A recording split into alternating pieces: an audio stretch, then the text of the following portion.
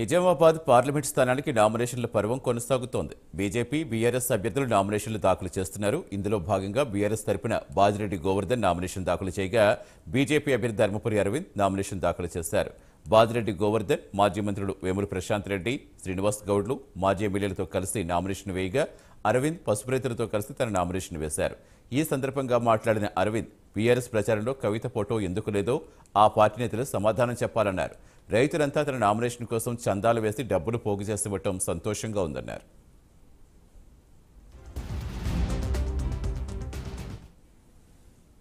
నా election deposit కూడా పూర్తిగా పసుపు రైతులు వాళ్ళు సమకూర్చి నాకు ఇవ్వటం ఎంతో అదృష్టంగా భావిస్తూ ఉన్నాను.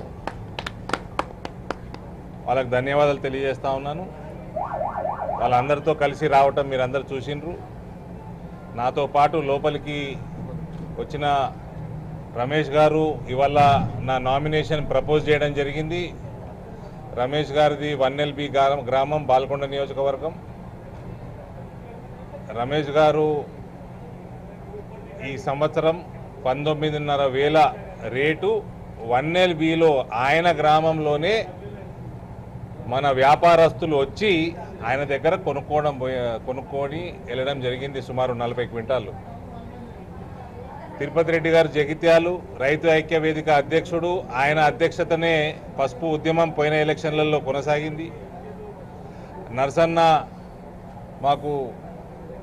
నరసన్న గారి ఆశీర్వాదం పెద్ద పసుపు రైతు ఆర్మూర్ ప్రాంతం నుంచి ఆయన కూడా లోపల రావడం జరిగింది.